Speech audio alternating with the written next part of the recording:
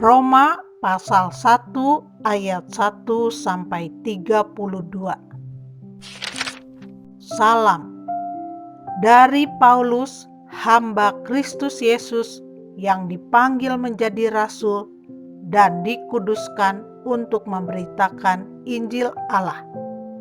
Injil itu telah dijanjikannya sebelumnya dengan perantaraan nabi-nabinya dalam kitab-kitab suci tentang anaknya yang menurut daging diperanakan dari keturunan Daud dan menurut Roh Kekudusan dinyatakan oleh kebangkitannya dari antara orang mati, bahwa ia adalah anak Allah yang berkuasa, Yesus Kristus Tuhan kita. Dengan perantaraannya, kami menerima kasih karunia dan jabatan rasul untuk menuntun semua bangsa, supaya mereka percaya dan taat kepada nama-Nya. Kamu juga termasuk di antara mereka.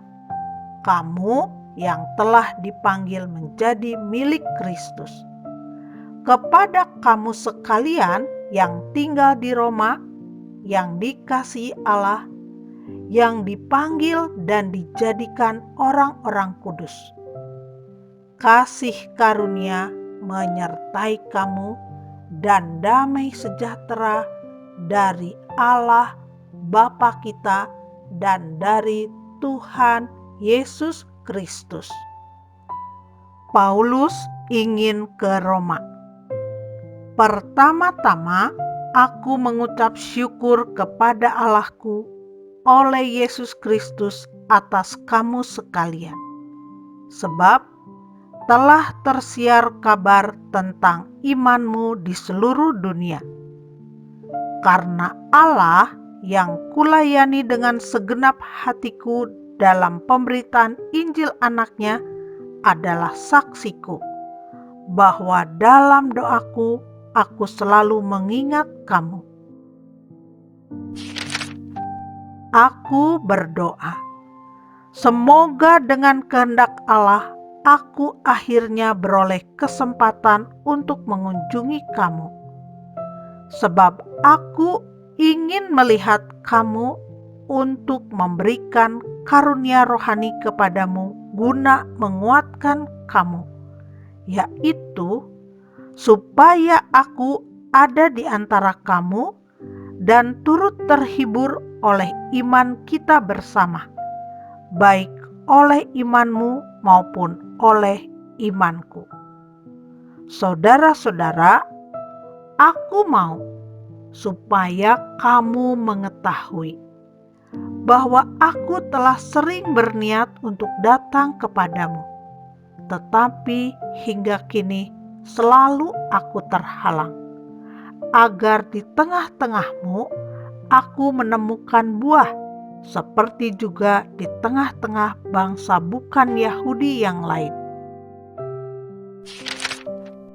Aku berhutang baik kepada orang Yunani maupun kepada orang bukan Yunani, baik kepada orang terpelajar maupun kepada orang tidak terpelajar. Itulah sebabnya aku ingin untuk memberitakan Injil kepada kamu juga yang diam di Roma. Injil itu kekuatan Allah.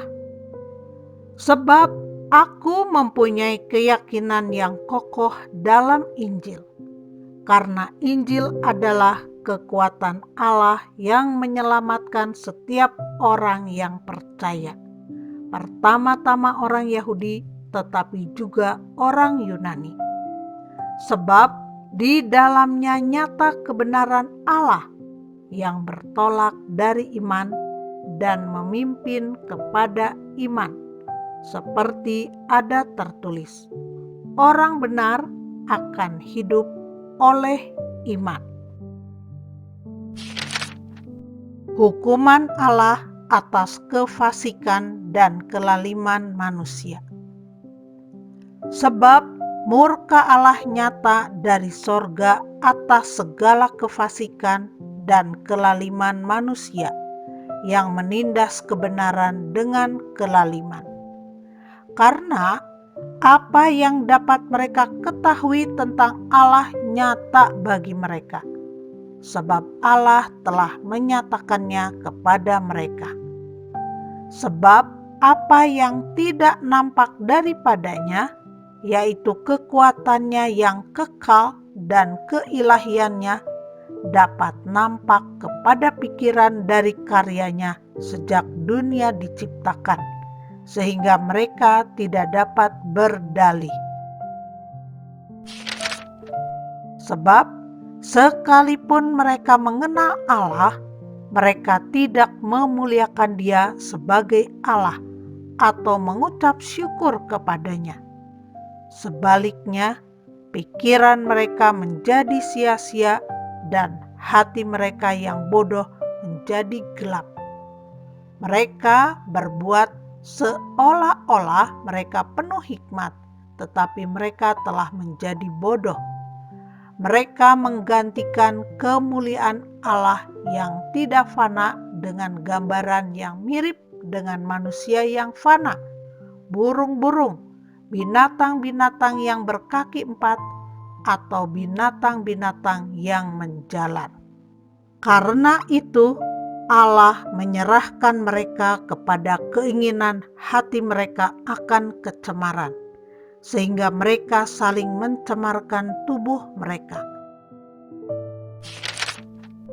Sebab mereka menggantikan kebenaran Allah dengan dusta, dan memuja dan menyembah makhluk dengan melupakan penciptanya yang harus dipuji selama-lamanya. Amin. Karena itu, Allah menyerahkan mereka kepada hawa nafsu yang memalukan, sebab istri-istri mereka menggantikan persetubuhan yang wajar dengan yang tak wajar. Demikian juga, suami-suami meninggalkan persetubuhan yang wajar dengan istri mereka dan menyala-nyala dalam berahi mereka seorang terhadap yang lain, sehingga mereka melakukan kemesuman laki-laki dengan laki-laki, dan karena itu mereka menerima dalam diri mereka balasan yang setimpal untuk kesesatan mereka.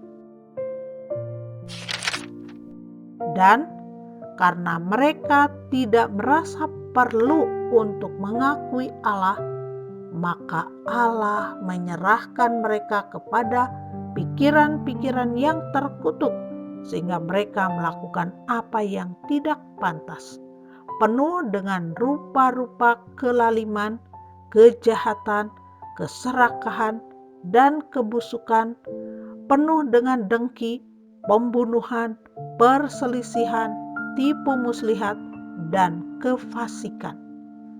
Mereka adalah pengumpat, pemfitnah, pembenci Allah, kurang ajar, congkak, sombong, pandai dalam kejahatan, tidak taat kepada orang tua, tidak berakal, tidak setia, tidak penyayang, tidak mengenal belas kasihan.